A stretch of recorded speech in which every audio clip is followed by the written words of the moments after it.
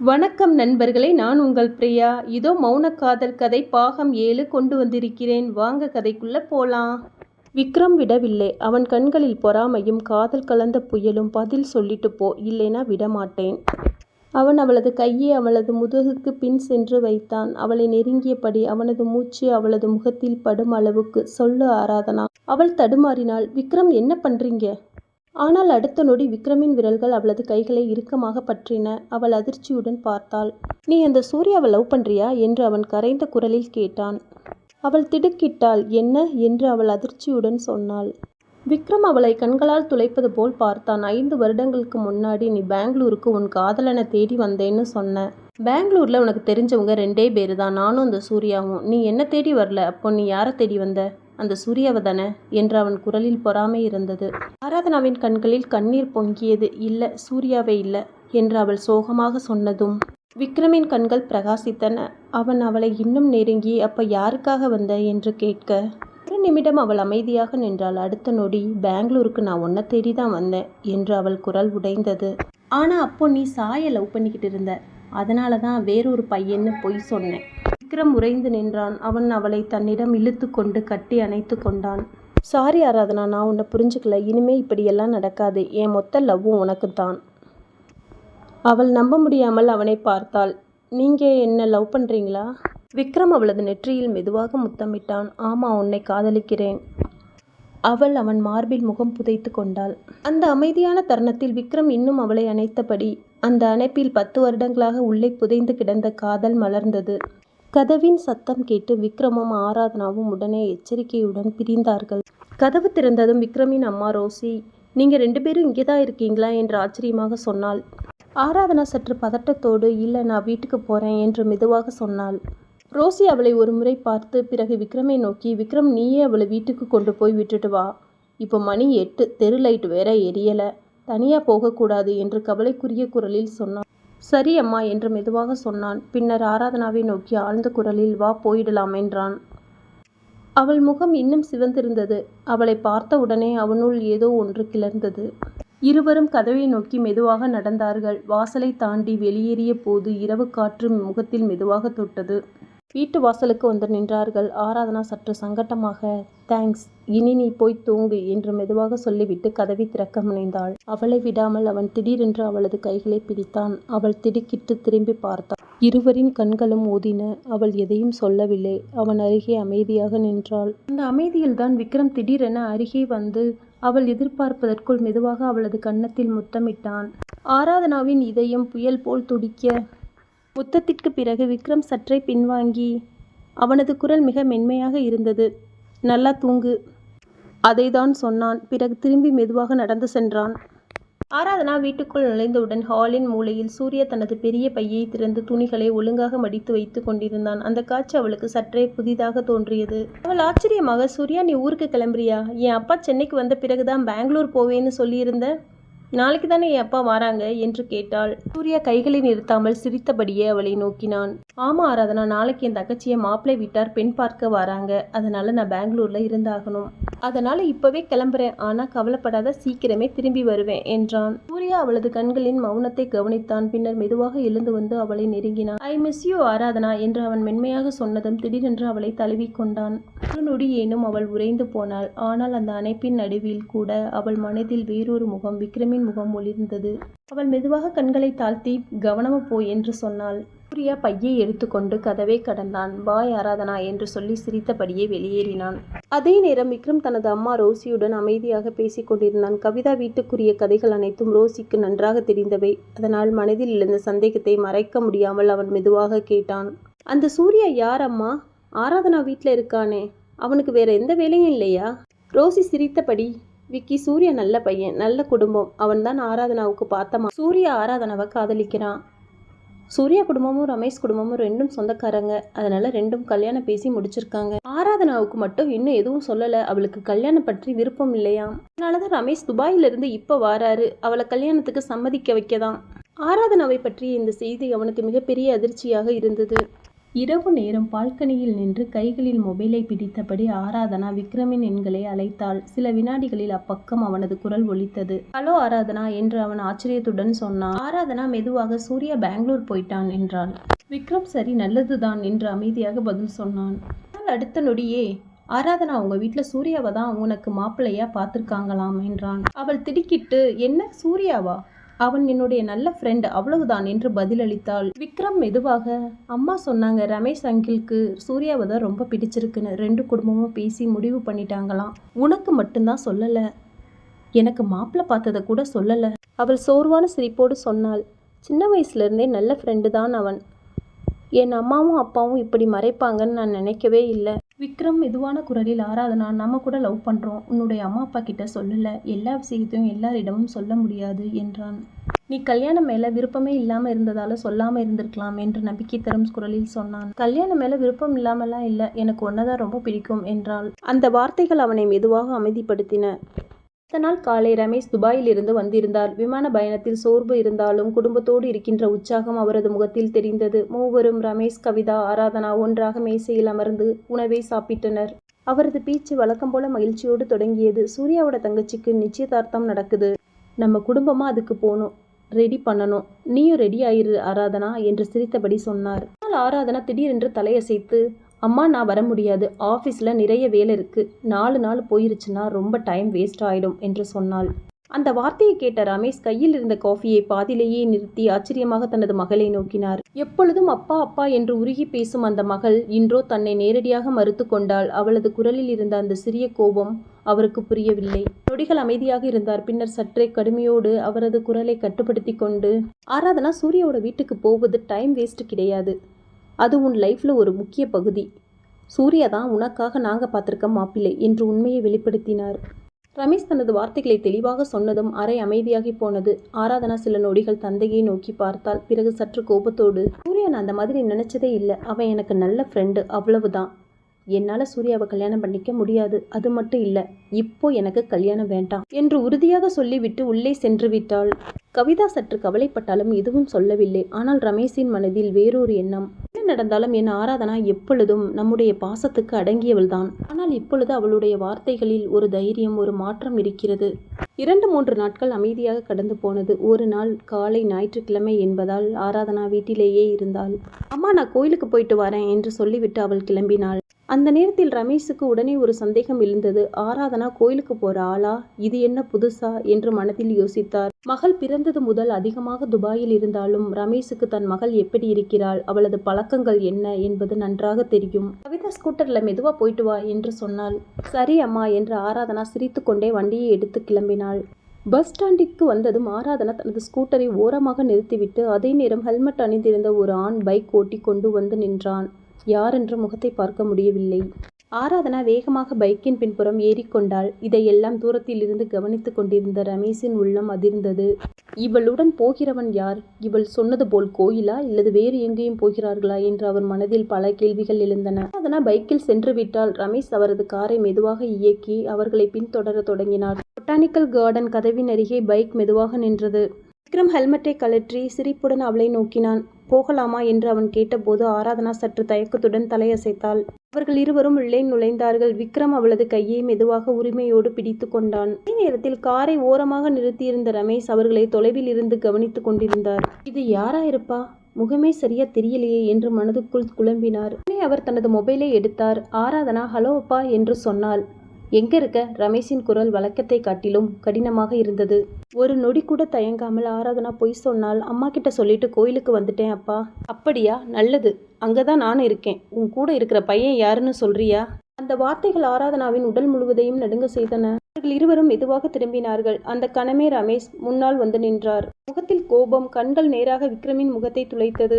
ஆராதனா அந்த பார்வையை கண்டவுடன் பயந்தாள். விக்ரம் மட்டும் தனது நிலையை விட்டுவிடாமல் அமைதியாக ரமேஷின் பார்வையை எதிர்கொண்டான். ஆனால் ரமேஷ் கத்தினார். உனக்கு வெக்கமா இல்லையா? என் பொண்ணோட கையை பிடிச்சுக்கிட்டு இப்படி சுத்திக்கிட்டு இருக்கியா?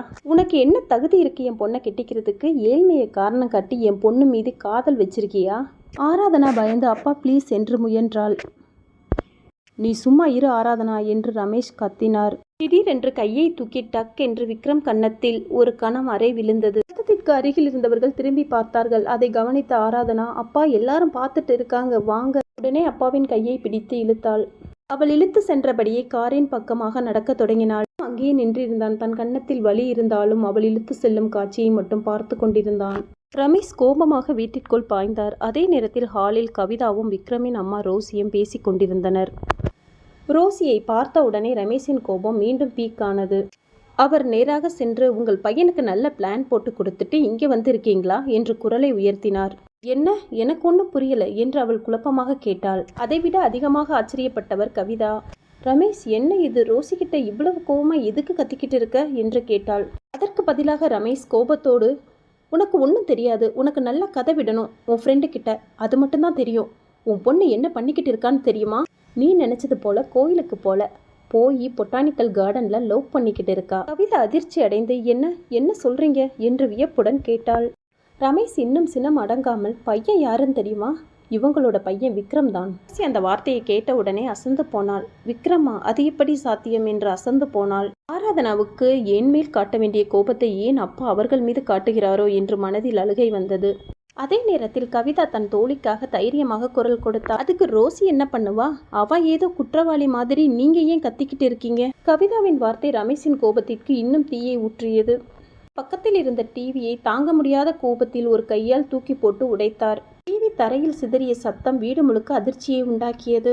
இதை கண்டவுடனே ஆராதனாவுக்கு நிலைமை சரியில்லை என்று புரிந்தது. அவள் நடுங்கிய குரலில் மெதுவாக, ஆன்ட்டி, நீங்க வீட்டுக்கு போங்க என்று சொன்னார். ரோசி அதிர்ச்சி கலந்த முகத்தோடு ஆராதனாவை பார்த்து சரி என்று மெதுவாக சொல்லி தன்னை சமாளித்து எழுந்து வீட்டிற்கு கிளம்பினாள்.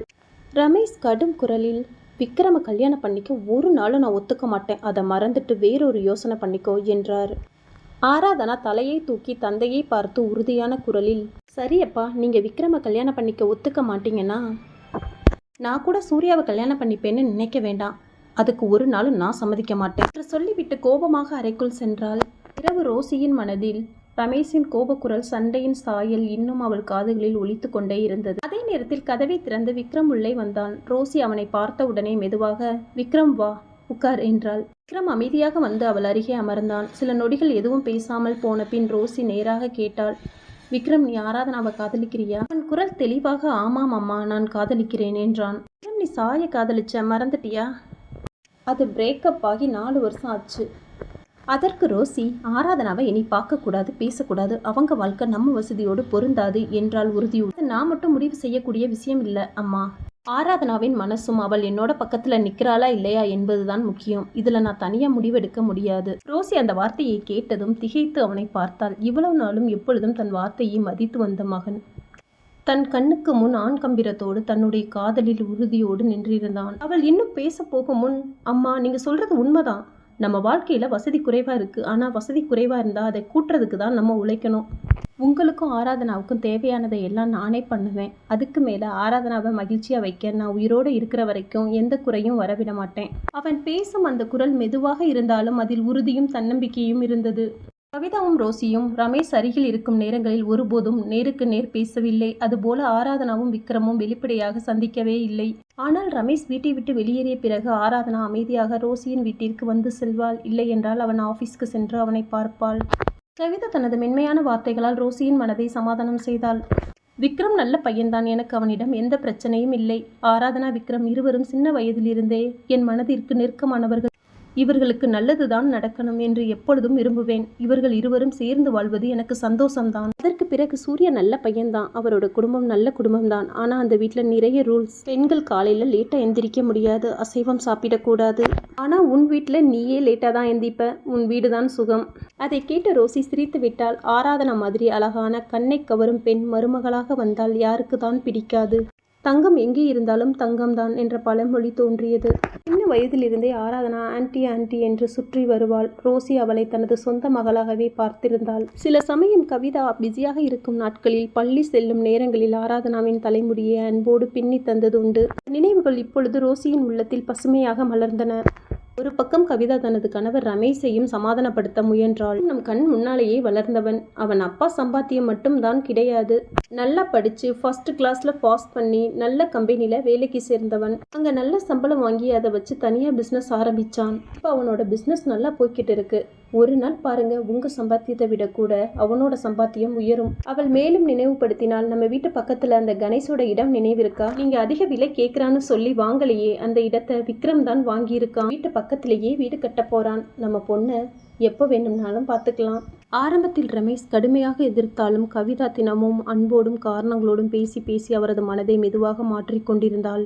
கீழே வெண்ணெயை வச்சுக்கிட்டு நெய்யுக்கு ஏன் அலையணும் என்ற பழமொழியை அவள் அடிக்கடி சொன்னாள். இருவரும் ஓடி போயிட்டா நமக்கு தான் அவமானம். அதற்குள் நம்ம மரியாதையை நம்ம தான் காப்பாற்றிக்கணும்.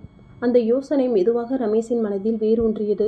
இந்த நாட்களில் விக்ரம் வாங்கிய அந்த இடத்தில் மிகப்பெரிய வீடு எழுந்தது. அந்த தெருவிலேயே மிக அழகான மிகப்பெரிய வீடாக இருந்தது. அது முழுக்க விக்ரமின் உழைப்பின் பலன். நமக்கு பிடித்த மாதிரி வீடு இருக்கணும் என்பதற்காக அவளிடம் அவன் யோசனை கேட்டுக்கொண்டான். ரோசியிடமும் கேட்டான். பில்டிங் டிசைனர் என்பதால் அவர்கள் விருப்பங்களை தெளிவாக வடிவமைத்து நிறைவேற்ற முடிந்தது.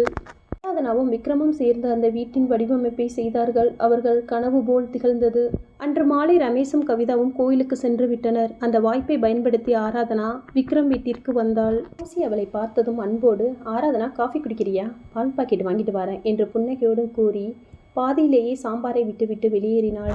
அதை கண்டு ஆராதனா, சரி, மீதியை நாமே செய்வோம் என்று புடவை ஓரங்களை சுருட்டி கொண்டு சமையலறைக்குள் நுழைந்தாள். அப்போது கதவின் மணி அடித்தது. ஆராதனா கதவை திறந்தாள். அங்கே விக்ரம் நின்றிருந்தான். அவளை பார்த்ததும் அவன் முகத்தில் மறைக்க முடியாத ஒளி மலர்ந்தது. எங்கே என்ன பண்ணிக்கிட்டு இருக்க என்று ஆர்வத்தோடு கேட்டான். ஆராதனா புன்னகையோடு, என் அப்பா அம்மா கோயிலுக்கு போயிருக்காங்க, அதான் வந்தேன். உங்க அம்மா பால் வாங்க போயிருக்காங்க. சாம்பார் பாதியில் இருக்கு, அதை முடிக்க போறேன் என்று மெதுவாக சொன்னாள். அவள் மீண்டும் சமையலறைக்குள் சென்று பானையை கலக்கி கொண்டிருந்த போது மெதுவாக அவளின் பின்னால் வந்து நின்ற விக்ரம் திடீரென்று அவளை இறுக்கமாக அணைத்தான். ஆராதனா சற்று திகைத்தாள். விக்ரம், என்ன செய்ற என்று நெல்லிய குரலில் அவன் அவளது தோளில் முகம் சாய்த்து, இன்றைக்கு ஆஃபீஸில் ரொம்ப ப்ரெஷர், ஆனால் உன்னை இப்போ பார்த்ததும் எல்லாம் மறந்துட்டேன். அவன் கரங்கள் அவளது இடுப்பை சுற்ற அவள் மூச்சு சற்றே விரைந்து ஓடியது. மெல்ல திரும்பிய ஆராதனா அவனது மார்பில் சாய்ந்து, எனக்கு கூட என்று கிசுகிசுத்தாள். விக்ரம் அவளது கண்களை நீண்ட நேரம் பார்த்து கன்னத்தில் ஒரு சின்ன முத்தம் ஒன்றை பதித்தான். விக்கி, சாம்பார் வீணா போயிடும் என்று அவள் மென்மையான குரலில் சொன்னாள். ஆனால் அவன் சிரித்தபடி, சாம்பார் போனால் போகட்டும், நீ என் கரத்தில் இருந்து போகக்கூடாது என்று சொல்லி விடாமல் அணைத்தான். அவளது மார்பு துடிக்க கன்னங்கள் சிவந்தது. சில நொடிகள் அமைதியாக இருந்த பின் ஆராதனா மெதுவாக, விக்ரம், எப்போ என்ன கல்யாணம் பண்ணிப்பீங்க என்று கேட்டாள். விக்ரம் அவளது காதலியை சாய்ந்து, எனக்கும் ஆசைதான், உன் அப்பா பொண்ணு கொடுத்தால் தான் கல்யாணம் பண்ணிக்க முடியும் என்றான். அப்பாட்ட பேசுவதையே நான் நிறுத்திட்டேன், நீங்க மறந்துட்டீங்களா? அவர் உங்களை அடிச்சதுக்கு அப்புறம். ஆராதனா, நீ அவரோட லிட்டில் பிரின்சஸ். முதல்ல நீ பேசினா அவர் உனக்கு இல்லைன்னு சொல்ல மாட்டார். நான் நம்புறேன் என்று உறுதியுடன் சொன்னான். அவனது குரல் தீவிரமடைந்தது. எனக்கு உன்னை சீக்கிரம் கல்யாணம் பண்ணிக்கணும் போல இருக்கு என்று சொல்லி அவள் இதழ்களை கவ்வினான். அந்த நொடியில் திடீரென்று வெளியில் இருந்து கவிதாவின் குரல் கேட்டது. ஆராதனா. இருவரும் பதட்டமாக விரைவில் பிரிந்தனர். விக்ரம் ஒரு படி பின் சென்றான். ஆராதனா விரைவாக தனது புடவை ஓரம் சரி செய்து கரண்டியை மீண்டும் பானையில் அழுத்தினாள். ரோசி உள்ளே வந்தாள். நீ எப்படா வந்த என்று சற்று சந்தேகத்தோடு கேட்டாள். விக்ரம், நீ எப்பவும் ஆஃபீஸ்ல இருந்து வந்ததும் உன் அறைக்கு போய் குளிச்சுட்டு தானே வெளியே வருவ, ஆனா ஆஃபீஸ் ட்ரெஸ்ஸோட கிச்சன்ல நிக்கிற என்று ஏதோ புதிதாக இருந்தது. அவளது பார்வை மெதுவாக ஆராதனாவை தொட்டது. அவள் முகம் சிவந்து கண்களை தாழ்த்தி கொண்டிருந்தாள். ரோசி சிரித்தபடி, சரி, நீங்கள் 2 பேரும் கிச்சனை விட்டு வெளியே போங்க, சாம்பாரை நானே பார்த்துக்கிறேன் என்று சொன்னாள். விக்ரம் தனது அறைக்கு சென்று குளித்துவிட்டு புதிய உடையில் வெளியே வந்தான், கையில் சில பத்திரிகைகளுடன். இது நம்ம வீட்டு பால் காய்ப்புக்கான இன்விடேஷன். இதில் ஒன்றை நீ தேர்ந்தெடு. அதில் ஒன்றை தேர்வு செய்தால் விக்ரம் மகிழ்ச்சியோடு, இன்னும் 2 வாரத்தில் பால் காய்ச்சலை வச்சிடலாம் என்றான். அதே நேரத்தில் ஆராதனாவின் ஃபோன் மணி அடித்தது. அவள் எடுத்தாள். கவிதாவின் குரல். ஆராதனா, நானும் உன் அப்பாவும் 10 நிமிஷத்துல வீட்டுக்கு வந்துடுவோம், நீ வீட்டில் இருக்கணும். சரி அம்மா என்று ஆராதனா பதிலளித்தாள். பின்னர் விக்ரமையும் ரோசியையும் பார்த்து, நான் போறேன் என்று சொல்லி விரைவாக வெளியேறினாள். விக்ரம் அவளை பார்த்து கொண்டே நின்றான். அவளது சிவந்த முகம், வெட்கமிகு பார்வை, கிச்சனில் நடந்த அந்த சில நொடிகள் அவன் கண் முன் வந்தது. அடுத்த நாள் காலையில் ரமேஷ் நியூஸ் பேப்பரில் மூழ்கியிருந்தார். அருகில் கவிதா சில செய்திகளை வாசித்து கொண்டிருந்தாள். அந்த அமைதியை உடைத்தவனைப் போல வீட்டின் வாசல் கதவை திறந்து விக்ரம் உள்ளே வந்தான். அவனை பார்த்தவுடனே கவிதா, இவன் இப்படி திடீர்னு வந்துட்டானே, எதற்காக என்ற யோசனை மனதில் எழுந்தது. ஆனால் விக்ரமின் முகம் பயமோ சங்கடமோ இல்லை. அவன் கையில் சில பத்திரிகைகள் இருந்தன. ஆனால் விக்ரம் நேராக ரமேஷின் முன் சென்று பத்திரிகைகளை அவன் கையில் வைத்து, மாமா வந்துவிட வேண்டும் என்று சிறிய குரல். ரமேஷ் அவனை பார்த்து ஒரு சொல்லும் பேசாமல் மெதுவாக தலையாட்டினார். அந்த ஹாலில் ஒரு சிறிய அமைதி நிலவியது. ரமேஷின் குரல், உட்காரு. அவன் அடக்கமாக நாற்காலியில் அமர்ந்தான். அதே நேரத்தில் கிச்சனில் இருந்த ஆராதனாவின் காதில் அந்த குரல்கள் விழுந்தன. கையில் இருந்த காஃபி கப் திடீரென்று நிறுத்தப்பட்டது. என் அப்பா விக்ரமோட பேசுறாரா? அவளுக்கு நம்ப முடியவில்லை. அவசரமாக ஹாலுக்கு வந்தாள். அங்கே மூவரும், ரமேஷ், கவிதா, விக்ரம் ஒரே வரிசையில் அமைதியாக அமர்ந்திருந்தனர். இது இடைவெளிக்கு பிறகு அவனது குரல் மேலும் தைரியமாகியது. நீங்க உங்க பொண்ணை எனக்கு கொடுங்க, நான் அவளை நல்லா பார்த்துக்குவேன். ரமேஷ் இவன் எப்படி இப்படி தைரியமாக சொல்கிறான் என்று அவர் யோசித்தால் அந்த நேர்மையை மறுப்பது இயலவில்லை. மகள் அவனை காதலிக்கிறாள், மனைவி வெளிப்படையாக ஆதரிக்கிறாள். அவர் மட்டும் அதை மறப்பது நியாயமா? மேலும் விக்ரம் அவருக்கு பிடித்த பையன், தன்னம்பிக்கை, உழைப்பை அணைத்து கொண்ட பையன். சிறிது நேரம் அமைதியாக இருந்தவர் புன்னகையுடன் சொன்னார், சரி, உன் அம்மாவை ஒரு நாள் கூட்டிட்டு வா, கல்யாணம் எப்போ வைக்கலாம்னு பேசலாம்.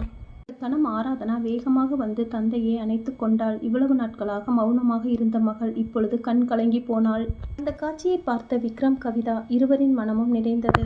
மாலை நேரம் மண்டபம் மலரின் மனமும் விளக்கின் பிரகாசமும் சிரிப்பின் ஓசையும் நிறைந்திருந்தது. இருவரும் மேடையில் சந்தித்து பூமாலை பரிமாறினர். கண்களில் மௌனமாக கொடுத்த வாக்குறுதி வாழ்நாள் முழுவதும் உன்னோடே. சங்கு முழங்க, புஷ்பம் பொழிய விக்ரம் தாலியை அவளது கழுத்தில் கட்டினான்.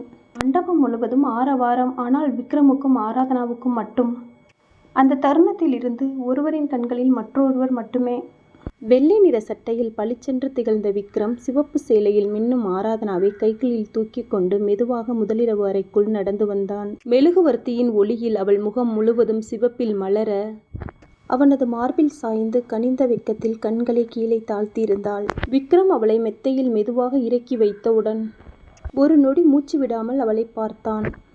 அந்த சேலை, அந்த முக சிவப்பு, அந்த கண்கள் எல்லாம் ஒரு மந்திரம் போல் இருந்தது. அவள் மேல் சாய்ந்து நெற்றியில் ஒரு முத்தம் பதித்தான். அங்கிருந்து தொடங்கி அவன் அவளது கண்கள், கன்னம், உதடு வரை முத்தமிட்டு சென்றான். அவன் தீண்டலுக்கு உருகிய மலரை போல் அவள் அவனுக்கு திறந்து கொடுத்தாள். விக்ரம் அவளது கழுத்து வளைவில் முகத்தை புதைத்து மெதுவாக சிறிய தடங்களை பதித்தான். அவனது கரங்கள் அவளது உடலை தேடிய போது ஆராதனாவின் மூச்சு மெல்லிய இசை போல அவனை சூழ்ந்திருந்தது. 10 ஆண்டு காத்திருந்த காதல், அவனது ஒவ்வொரு தொடுதலும் உச்சிக்கு சென்றது. இருவரின் பார்வையும் பிரியாமல் இணைந்திருந்தது. நெருக்கம் தீவிரமாவதை விட காதல் அந்த அறையை முழுமையாக ஆக்கிரமித்தது. அந்த உணர்வின் உச்சியில் விக்ரம் மெதுவாக அவளது காதருகே கிசுகிசுத்தான். ஆராதனா, உன்கிட்ட ஒன்று சொல்லணும். மென்மையான குரலில், சொல்லுங்க விக்ரம். அவனது பார்வை அவளது கண்களில் சிக்கியபடியே மெதுவாக, ஐ லவ் யூ. ஆராதனாவின் கண்கள் பெரியதாகின. 10 ஆண்டுகளாக ஏங்கிய அந்த வார்த்தை அவன் உதடுகளில் இருந்து அவள் காதில் விழுந்தது. அந்த இரவு அவர்கள் இருவரின் காதல் முழுமை பெற்றது. அந்த தருணத்தில் காதல் மட்டுமல்ல, ஆன்மாக்கள் ஒன்றாய் உருகி சந்தோஷம் நிறைந்த ஒரு அழகான முடிவை கண்டது. இதுதான் அவர்களின் மௌன காதல் கதை. இந்த மாதிரி இன்னும் நிறைய கதைகளை கேட்க நம்முடைய சேனலுக்கு சப்ஸ்கிரைப் பண்ணுங்க. நன்றி.